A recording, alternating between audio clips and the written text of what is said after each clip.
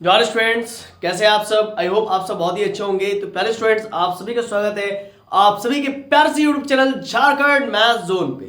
तो पहले बच्चों, जैसा कि आप सभी देख पा रहे हैं, हम लोग मैट्रिसेस का सीरीज चलाए हुए हैं और लेक्चर नंबर ये 7 होने वाला है और ये माइनर पेपर चल रहा है सेमेस्टर 1 के बच्चों के लिए।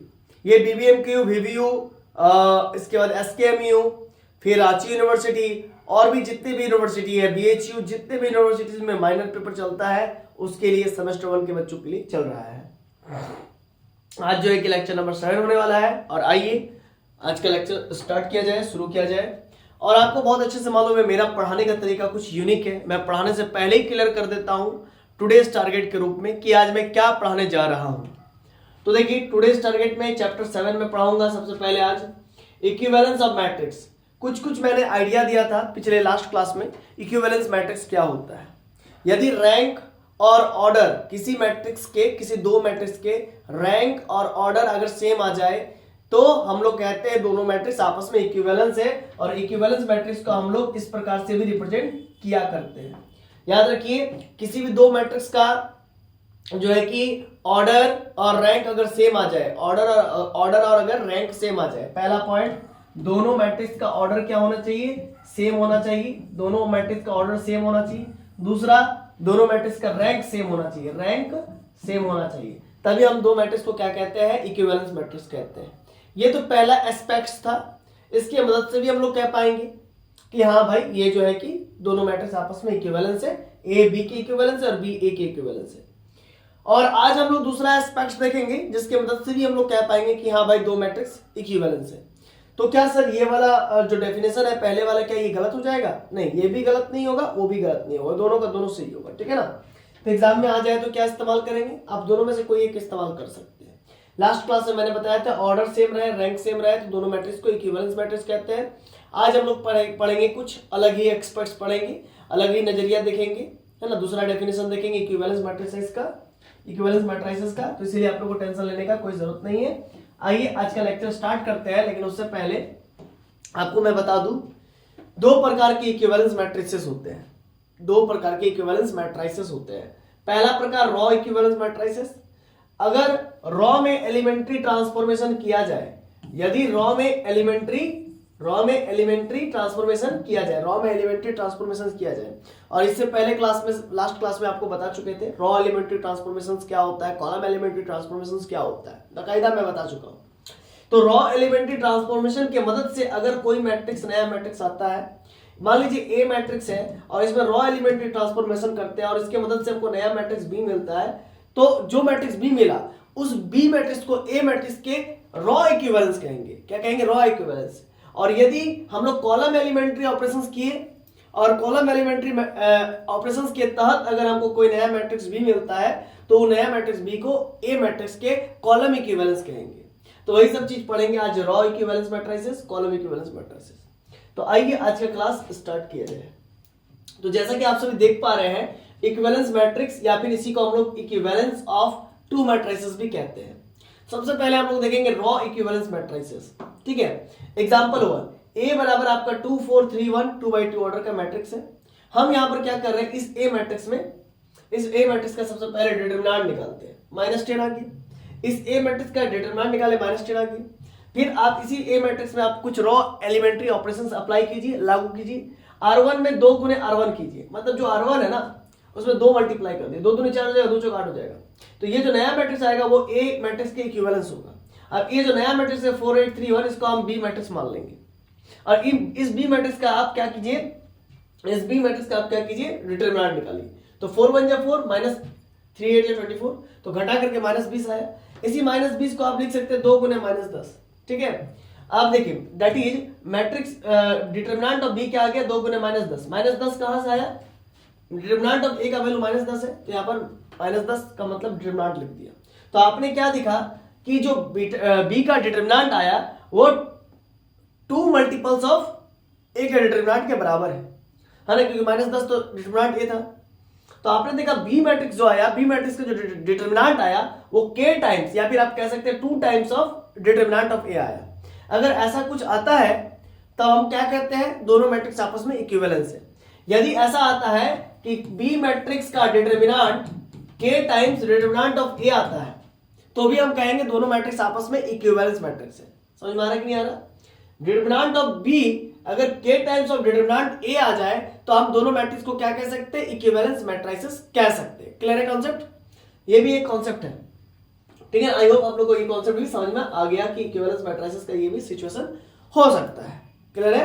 तो इसीलिए ए मैट्रिक्स बी के इक्विवेलेंस हो गया या फिर बी मैट्रिक्स ए के इक्विवेलेंस हो गया, दोनों आपस में इक्विवेलेंस हो गया। लेकिन इसी इक्विवेलेंस मैट्रिसेस को हम लोग रॉ इक्विवेलेंस कहेंगे और बहुत जन जो है कि इसको ऐसे भी बहुत सारे बुक्स में ऐसे भी रिप्रेजेंट किया जाता है और ऊपर में लिख देगा रॉ, क्योंकि रॉ में एलिमेंट्री ट्रांसफॉर्मेशन के बदौलत हमको बी मैट्रिक्स मिला, इसीलिए बी मैट्रिक्स को हम ए मैट्रिक्स के इक्विवेलेंस कह सकते हैं इस प्रकार से भी। लेकिन जनरली बुक में इसी प्रकार का सिंबल को ज्यादा प्रेफरेंस किया गया है, प्रेफरेंस दिया गया है। तो आप ऐसे भी लिखोगे तो कोई दिक्कत नहीं है। बहुत सारे बुक में ऐसे भी लिखा रहता है, उसके ऊपर में रॉ लिख देता है, कोई बात नहीं, ये भी सही है। आई होप आप लोग को बातें समझ में आ गई होंगी कि मैं क्या कहना चाहता हूं। ये रहा इक्विवेलेंस मैट्रिसेस। आइए फिर आगे देखते हैं कुछ और एग्जांपल्स। ए बराबर 3 4 6 2 है, डिटरमिनेंट ए निकालिए। 6 3 2 जा 6 माइनस 6 6 24 माइनस 24 यानी कि माइनस 18 आ गया। तो अब R1 में कुछ ऑपरेशन लगाइए, R1 प्लस R2 कीजिए। तो R1 आपका 3 4 था, उसमें R1 में R1 रहने देते हैं, R2 को जोड़ देते हैं। तो 3 में 6 जोड़ देंगे 9 हो जाएगा, 4 में 2 जोड़ देंगे 6 हो जाएगा। ये आ गया, ये नया मैट्रिक्स आया जो कि इसको हम नाम दे देते हैं, लेट कर लेते हैं बी मैट्रिक्स। ऐसी बी मैट्रिक्स का फिर से डिटरमिनेंट निकालिए। तो 9 2 18 माइनस 6 36 यानी कि माइनस 18। ये आप देख सकते हैं, इसका भी माइनस 18, इसका भी माइनस 18। समझ पा रहे हैं ना? तो ऐसा भी केस हो सकता है कि बी का डिटरमिनेंट आपका माइनस 18 आया, माइनस 18 किसके बराबर है? आपका डिटरमिनेंट ऑफ ए के बराबर है। तो दोनों मैट्रिसेस आपस में अगर बराबर भी हो जाए तो भी इन दोनों मैट्रिक्स को हम लोग इक्विवेलेंट मैट्रिक्स कहते हैं, इक्विवेलेंस मैट्रिसेस कहते हैं। क्या कहते हैं? इक्विवेलेंस मैट्रिसेस कहते हैं, इक्विवेलेंस मैट्रिसेस। तो इसीलिए ए और बी आपस में इक्विवेलेंस मैट्रिसेस हो गया। और उसको हम लोग ऐसा लिखेंगे, है ना? कैसा लिखेंगे? A is equivalence, A is equivalence to B matrix, A is equivalence to B matrix या फिर B is equivalence to A matrix. ऐसा हम लोग पढ़ेंगे, ठीक है ना? आई होप आप लोगों को बातें समझ में आ रही होंगी, ठीक है ना? चलिए तो फिर आगे बढ़ते हैं। और एक बात, ये रॉ एलिमेंट्री ऑपरेशंस के तहत हुआ तो हम लोग बताया था ना आपको कि रॉ एलिमेंट्री ट्रांसफॉर्मेशन के बदौलत हुआ है। तो इसको हम लोग ऐसा लिख सकते हैं, ऊपर में रॉ लिख दीजिए, या फिर आप ऐसा भी लिख दीजिए। बहुत सारे एस्पेक्ट्स हो सकते हैं, लिखने का तरीके हो सकते हैं। ऐसा भी लिख सकते हैं या फिर इसके नीचे ऐसा भी दे सकते हैं, या फिर सिंपली आप ऐसा ही लिखो ना, ज्यादा बेस्ट रहेगा, क्योंकि हर एक बुक में तो ऐसे ही लिखा रहता है ना? मोस्ट ऑफ दी बुक्स में ऐसे ही लिखे रहते हैं। तो आई होप आप लोगों को बातें समझ में आ रही होंगी, ठीक है ना? कि कब दो मैट्रिसेस आपस में इक्विवेलेंस होती है। इक्विवेलेंस का सिंबल ये है ना? ये उल्टा एस, ठीक है ना? या सिंपल ऐसा, ठीक है? आप प्रैक्टिस कर लेंगे 4-5 बार तो आप लिख पाएंगे बहुत अच्छे से। चलिए तो फिर आगे बढ़ते हैं बच्चों, नया स्लाइड में। हाँ, तो ये चौथा पेज हो गया आपका। चलिए 5वां पेज में आते हैं, कॉलम इक्विवेलेंस मैट्रिसेस। तो कॉलम में एलिमेंट्री ऑपरेशंस लगाएंगे और उसके बदौलत जो नया मैट्रिसेस आएगा उस मैट्रिक्स को हम लोग कहेंगे column equivalence matrices. For example 1 a = 3 2 7 4, इसका डिटरमिनेंट निकालिए। तो 4 3 12 -7 2 14 यानी कि -2 आ गया। और इसके कॉलम में चेंजेस कीजिए। कॉलम 1 में 2 मल्टीप्लाई कीजिए, तो 3 2 जा 6 और 7 2 जा 14 यानी कि 14। ये 2 4 एज इट इज रहेंगे। अब इसी 6 2 और 14 4 को हम b मानते हैं, लेट कर लेते b। अब b का डिटरमिनेंट निकालो, तो 6 6 24 माइनस 14 दूनी 28 यानी कि -4 आ गया। तो -4 आया, इसी -4 को डिटरमिनेंट ऑफ b -4 को लिख सकते हैं 2 गुने -2। -2 क्या है? डिटरमिनेंट ऑफ a, है ना? तो -2 के जगह पर डिटरमिनेंट ऑफ a लिख देंगे। तो डिटरमिनेंट ऑफ b क्या निकल के आ रहा है? 2 multiples of determinant of a। Determinant of b क्या आ रहा है हम लोग का? 2 multiples of determinant of a आ रहा है। समझ पा रहे हैं ना? तो b का जो डिटरमिनेंट आया वो 2 गुने multiples of determinant of a आया, 2 गुने multiples of determinant of a आया। क्लियर है? इस प्रकार से आपने समझा कि b मैट्रिक्स का जो डिटरमिनेंट है वो a मैट्रिक्स के समतुल्य है। b मैट्रिक्स का जो डिटरमिनेंट है वो a मैट्रिक्स के समतुल्य है ना? लगभग समतुल्य है, 2 से मल्टीपल्ड है, 2 का मल्टीपल है। तो आप यहां पर लिख सकते हैं a is equivalence to b, अब क्या लिख देंगे, A is equivalence to B. I hope आप लोगों को बातें समझ में आ रही होंगी, ठीक है ना। ठीक, तो क्लियर है concept, A matrix is equivalence to B matrix. अब आगे बढ़ते हैं, ए बराबर, फिर दूसरा एग्जांपल आ गया हम लोग का, वही बात है, एग्जांपल 2 3 2 7 4, इसका डिटरमिनेंट निकाले -2 आया। अब कॉलम 1 में कॉलम 1 रहने दीजिए, कॉलम 2 को जोड़ दीजिए, तो फिर क्या हो जाएगा, 3 और 2 5 और 7 और 4 11, ये एज इट इज। तो इसी को बी मैट्रिक्स कह रहे हैं, 5 2 11 4। अब बी का डिटरमिनेंट निकालो, -2 आ रहा है, ठीक है ना, यानी कि बी का जो डिटरमिनेंट निकला -2 किसके बराबर है, डिटरमिनेंट ऑफ ए -2 है ना, तो बी डिटरमिनेंट और ए डिटरमिनेंट दोनों बराबर है, तो यानी कि ए मैट्रिक्स जो है कि बी के इक्विवेलेंस होगी, कॉलम इक्विवेलेंस। तो बहुत जन जो है कि कॉलम इक्विवेलेंस है तो ऐसा लिख देंगे, ऐसा लिख देते हैं, कॉलम इक्विवेलेंस को ऐसा लिख देते हैं, कॉलम इक्विवेलेंस को ऐसा लिख देते हैं, ऊपर में कॉल लिख देते हैं, कॉल, ठीक है ना। यहाँ पे सिंपली ऐसा भी लिखते हैं, ऐसा भी लिखते हैं, या फिर ऐसा भी लिखते हैं, ऐसा भी लिखते हैं, है ना।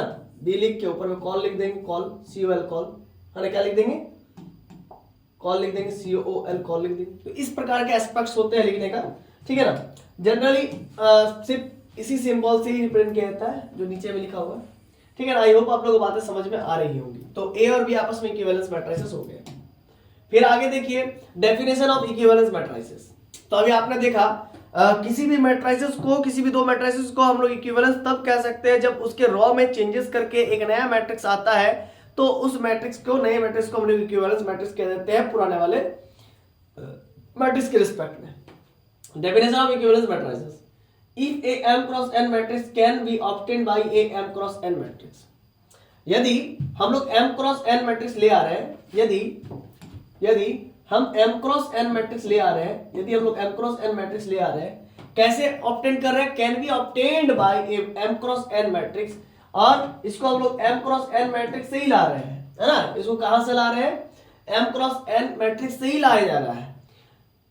a बाई a, है ना, finite number of rows and column operations. तो आप हो सकता है कि R1 में आप R1 को रहने देंगे और R2 को जोड़ देंगे, ये पहला प्रोसेस हो सकता है। फिर दूसरा बार आप ऐसा कर सकते हैं कि R1 में आप R1 को रहने दीजिए, 2 टाइम्स ऑफ R2 कर दीजिए, ऐसा भी हो सकता है। या फिर तीसरा पॉइंट आप ऐसा कर सकते हैं कि R2 में आप बहुत सारे, मतलब आप तामझाम कर सकते हैं, चेंजेस कर सकते हैं, कहने का मतलब R2 में आप R2 रहने देंगे, -1 से डिवाइड कर देंगे, ऐसा कर सकते हैं, बहुत सारे चीज जैसा आपको सुविधा लगे अकॉर्डिंग टू क्वेश्चन। तो by a finite number of row and column transformation, आप अगर रॉ ऑपरेशंस लगा रहे हैं तो सिर्फ रॉ ऑपरेशंस लगाएंगे, कॉलम ऑपरेशंस लगा रहे हैं तो सिर्फ कॉलम ऑपरेशंस लगाएंगे। तो अगर आप finite number of raw column operations लगाते हो, आप अगर 10 बार लगाते हो, 5 बार लगाते हो, लेकिन फाइनाइट नंबर ऑफ ऑपरेशंस होने चाहिए। ऐसा नहीं कि आप लगाए जा रहे हो इनफाइनाइट बार, ऐसा नहीं होना चाहिए। तो फाइनाइट नंबर ऑफ रॉज चाहे कॉलम्स ट्रांसफॉर्मेशंस आप अगर लगा रहे हो, then the matrix B is said to be equivalent to the matrix A। तब हम लोग मैट्रिक्स B को A मैट्रिक्स के इक्विवेलेंस कहेंगे, and it is denoted by B is equivalent to A, या फिर B is equivalent to A ऐसा, या फिर B is equivalent to A ऐसा, या फिर B अगर रॉ एलिमेंट्री ऑपरेशंस के तहत इक्विवेलेंस मैट्रिसेस बना है दो ठो, B और A आपस में इक्विवेलेंस मैट्रिसेस है, तब इसको कहेंगे B is equivalent to raw matrix. इस प्रकार से ऊपर में रॉ लिख करके बस रॉ इक्विवेलेंस हो जाएगा, है ना। या फिर आप सिंपली ऐसा भी लिख सकते हो भाई, ऐसा भी लिख सकते हो, कोई रेस्ट्रिक्शन नहीं है। और अगर कॉलम एलिमेंट्री ऑपरेशंस के तहत आया है तो ऊपर में कॉल लिख के देंगे, COL कॉल और A। तो इस प्रकार के एस्पेक्ट्स होते हैं, तो इसीलिए आपको टेंशन लेने की कोई आवश्यकता नहीं है। आई होप आप लोग बातें समझ में आ रही होंगी। फिर आगे बढ़ते हैं, आइए।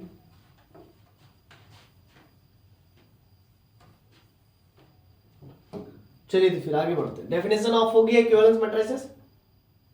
अब देखिए रॉ इक्विवेलेंस मैट्रिक्स हमने पढ़ाया, आपको मैट्रिसेस पढ़ाया, फिर column equivalence of to matrices ये भी पढ़ाया। तो दोनों को चलिए फिर से वो डेफिनेशन के मदद से देख लेते हैं। If A m cross n, if m cross n matrix B obtain from m cross n matrix, और इस किससे लाया जा रहा है, m क्रॉस n मैट्रिक्स से लाया जा रहा है। A by A finite number of elementary row transformation और finite number of row elementary transformation लगाया जा रहा है, then B is said to be, तब बी मैट्रिक्स को हम लोग क्या कहेंगे, इक्विवेलेंट टू ए मैट्रिक्स कहेंगे। बी मैट्रिक्स को क्या कहेंगे, equivalent to A matrix, equivalent भी कह सकते हैं, and we write B is equivalent to A, इस प्रकार से रॉ, या फिर सिंपली आप वैसा भी लिख सकते हो, या फिर सिंपली आप बी इक्विवेलेंस टू ए ऐसा भी लिख सकते हो। कॉलम इक्विवेलेंस कैसे होता है दो मैट्रिक्स का, तो if A m cross n, यदि m क्रॉस n मैट्रिक्स है, can be obtained from A m cross n matrix, और कहां से मिल रहा है, m क्रॉस n मैट्रिक्स से ही मिल रहा है, A by A finite number of elementary column transformation, finite number of elementary column transformation की मदद से मिल रहा है, then B is said to be, जो बी मेरा मिल रहा है, नया मैट्रिक्स मिल रहा है, B is said to be row equivalent to A, and we write sorry row लिख दिया है, कॉलम हो गया पर, है ना, रॉ इक्विवेलेंट नहीं होगा, क्या होगा, COLUMN, column equivalent to A, and we write B is equivalent to A, col ऊपर में कॉल, या फिर सिंपली आप ऐसा भी लिख सकते हो, है ना, या फिर, है ना। तो ये सब एक्सपेक्ट्स हुए, ये पूरा इधर कंप्लीट हुआ। आपको आई होप हमको विश्वास हो रहा है, उम्मीद हो रहा है कि आप लोगों को रॉ इक्विवेलेंस समझ में आ गया, कॉलम इक्विवेलेंस समझ में आ गया, यानी कि कुल मिला के इक्विवेलेंस मैट्रिसेस समझ में आ गया कि दो मैट्रिसेस को आपस में इक्विवेलेंस कब कहते हैं, यदि दोनों के डिटरमिनेंट आपस में समतुल्य हो जाए, इक्विवेलेंस हो जाए, है ना, k times of some multiples of A matrices का डिटरमिनेंट, है ना, यानी कि ए मैट्रिसेस का जो डिटरमिनेंट है ए मैट्रिक्स का, वो इक्वल टू हो जाए k times of B matrix के डिटरमिनेंट के बराबर, या फिर वो भी हो सकता है जो पिछले लास्ट क्लास में पढ़े थे, जिसमें हम लोग ये कह रहे थे कि दो मैट्रिसेस आपस में तभी इक्विवेलेंट मैट्रिसेस है जब दोनों के ऑर्डर सेम होंगे, और दोनों के ऑर्डर, पहला एस्पेक्ट था दोनों का ऑर्डर सेम होंगे और दोनों के रैंक सेम होंगे, तो ये भी एस्पेक्ट्स है, हो सकता है, ठीक है। इस प्रकार से भी कह सकते हैं। और यदि रॉ में ट्रांसफॉर्मेशन कर करके हम लोग नया मैट्रिक्स भी मिला हमको, तो उस मैट्रिक्स को कहेंगे रॉ इक्विवेलेंस मैट्रिसेस। और अगर कॉलम में ट्रांसफॉर्मेशन कर करके नया मैट्रिक्स मिला, तो उसको हम लोग कहेंगे कॉलम इक्विवेलेंस मैट्रिसेस। आई होप आप लोगों को बातें समझ में आ गया होगा। लास्ट में एक और स्लाइड बचता है, जहां पर आप लोगों का हार्दिक अभिनंदन मैं करता हूं, हर बार की तरह इस बार भी कर देता हूं। थैंक्स फॉर वॉचिंग आप सभी को। Do you have any questions, you can also visit our sites, and also आप कह सकते हो कि जैसे कि हम लोग का झारखंड मैथ जोन का गूगल प्ले स्टोर पर अपना एप्लीकेशन है, तो वो आप डाउनलोड कर सकते हो। हम लोग इसी नंबर पे मिल जाएंगे, व्हाट्सएप पे, इंस्टाग्राम पे भी, फेसबुक पे भी। धनबाद में हम लोग का जो है कि ऑफलाइन सेंटर चलता है धनबाद झारखंड में, ठीक है। आई होप आप लोगों को बातें समझ में आ रही होगी। तो ये हुआ आपका लेक्चर नंबर 7, जैसे कि आप सभी देख पा रहे हैं लेक्चर नंबर ये 7 हो गया, ठीक है। इसी प्रकार से आप लोगों को अगर प्यार मिलता रहे, तो हम लोग मतलब जो है कि लाइट की स्पीड से एकदम धड़ाधड़ वीडियोस बनाते रहेंगे, और आशा है कि आप लोग हमें प्यार देंगे और बहुत प्यार देंगे। और इस वीडियो को पूरा एकदम प्रचार कीजिए, पूरा एकदम फैला दीजिए धुआं की तरह अपने कॉलेज ग्रुप में लिंक दे दीजिए बच्चों को, है ना, वीडियोस को शेयर कर दीजिए, तब हम और भी वीडियोस बनाएंगे, और बहुत सारा वीडियोस बनाएंगे, ठीक है ना, माइनर पेपर मैथमेटिक्स के लिए। तब तक के लिए दिल के गहराई से आप सभी का आभार, अभिनंदन और वंदन, धन्यवाद। मिलते हैं नेक्स्ट वीडियो में लेक्चर नंबर 8 में, तब तक के लिए जोहार।